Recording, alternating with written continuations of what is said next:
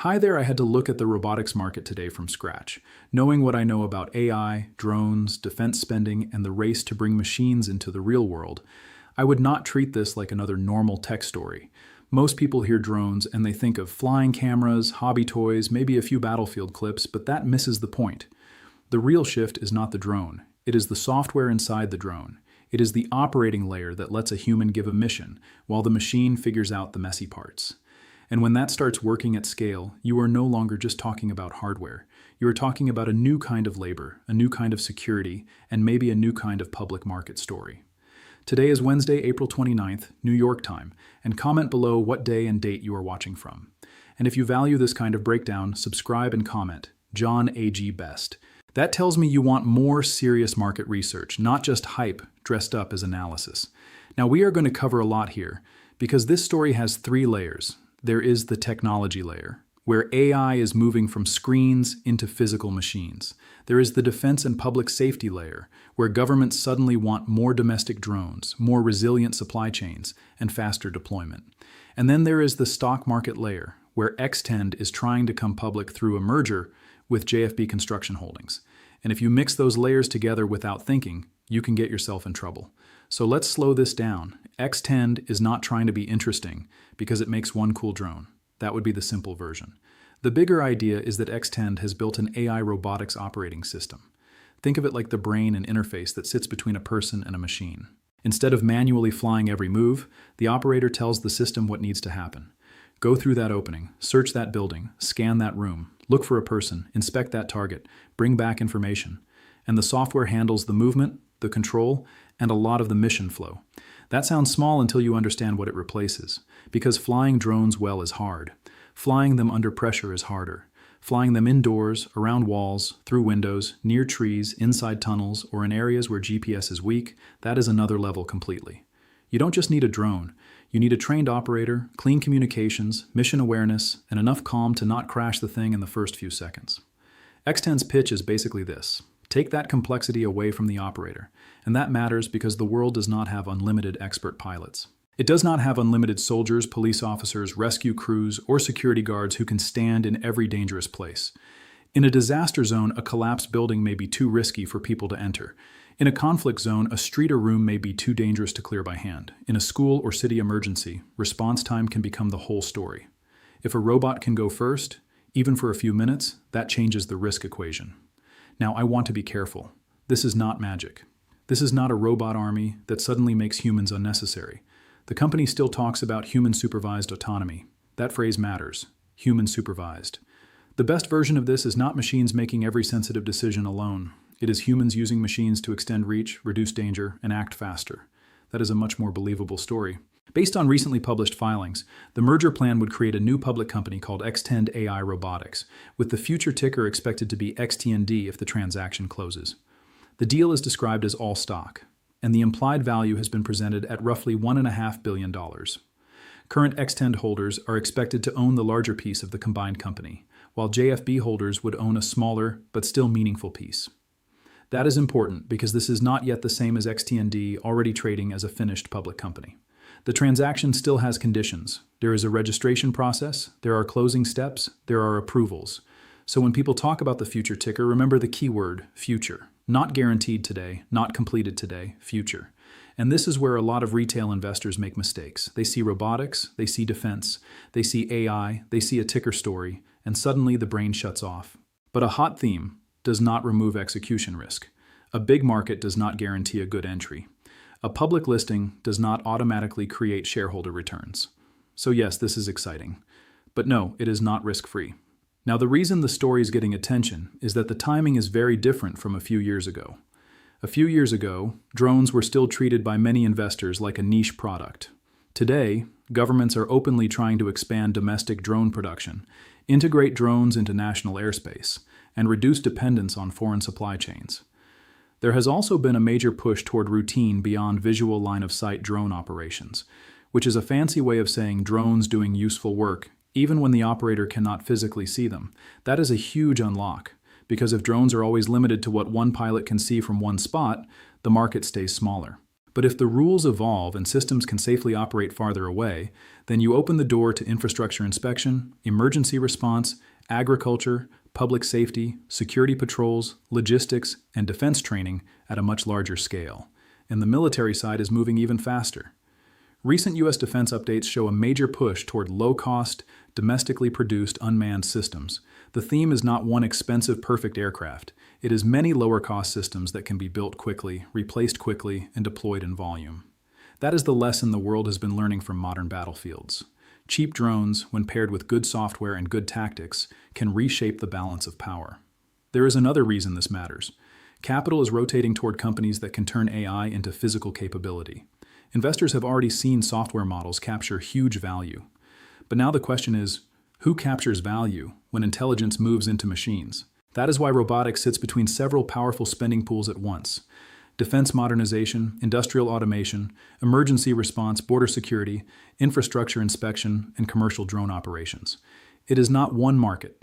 It is a stack of markets that can overlap when the same software layer controls different machines.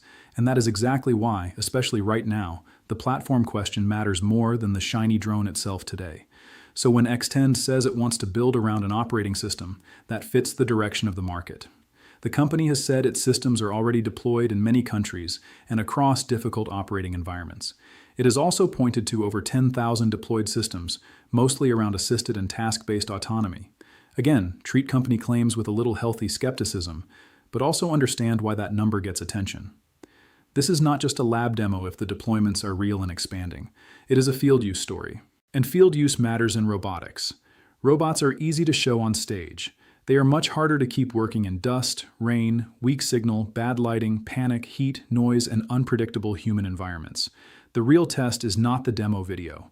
The real test is whether the same system works when someone is tired, scared, rushed, and depending on it. That is why disaster response is such a powerful example. After major earthquakes, rescue teams often face buildings that are too unstable to enter safely. Small indoor drones can move into spaces where humans may not fit or may not survive. If they can search for heat signatures, map rooms, or send back video without GPS, that is not just cool technology. That can be the difference between guessing and knowing. And in defense, the same logic becomes harsher. If a drone can enter a room before a soldier does, that is less human exposure. If a remote operator can supervise machines from far away, that changes how missions are planned. If one operator can eventually manage multiple drones through one interface, that changes labor, training, and cost.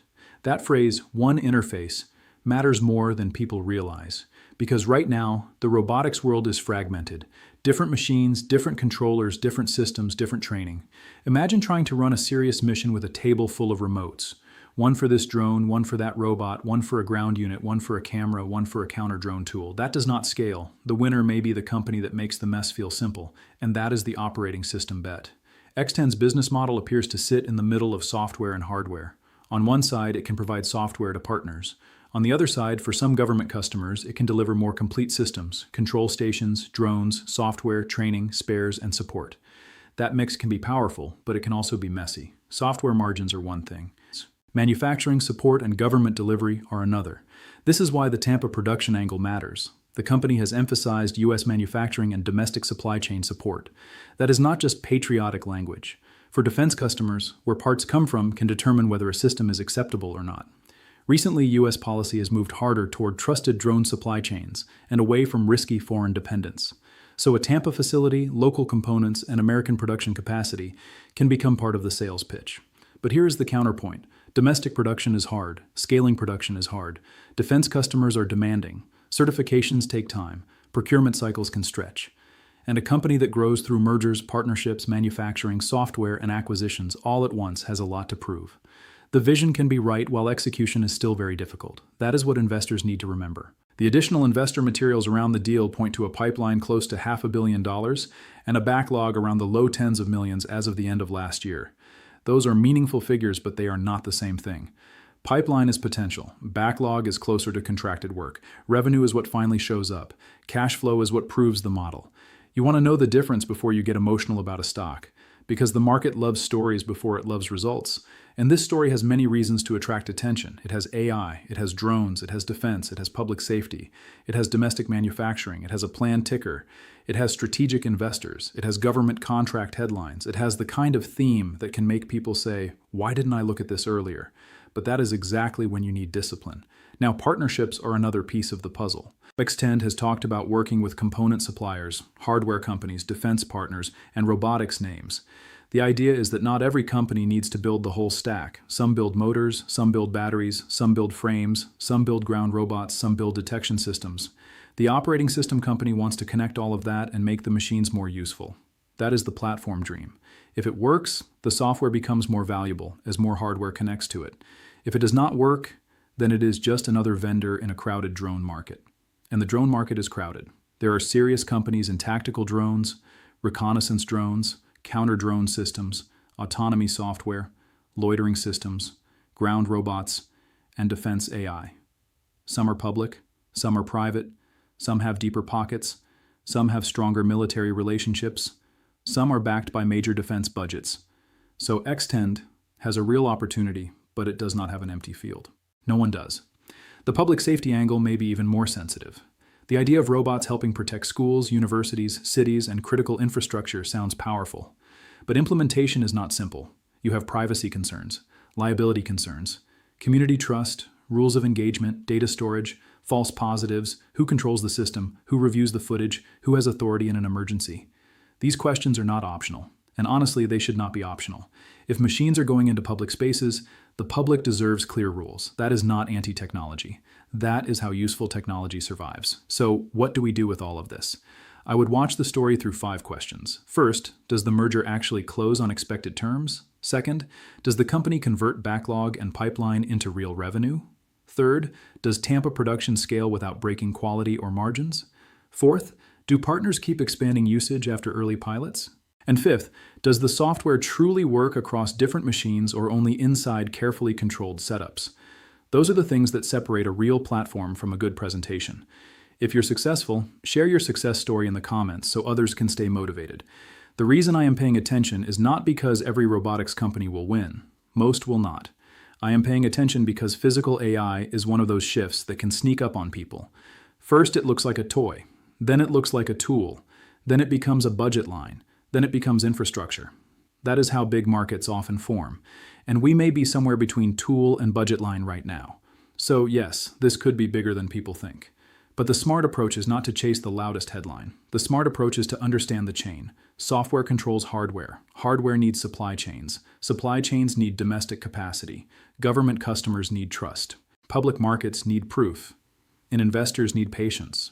That is the whole game. XTEND may become an important name in AI robotics if it executes. The merger may give it the capital market access to scale. The defense drone cycle may keep pushing demand higher. The regulation around beyond visual line of sight may expand commercial use cases. And the operating system model may be the part that matters most over time. But until the numbers prove it, keep your eyes open. This is research, not financial advice. I'm not telling you to buy, sell, or hold anything. I'm showing you how I would think through the story, where the opportunity may be, and where the risks can hide. Do your own work, understand the deal structure, and never let a powerful theme replace a disciplined plan.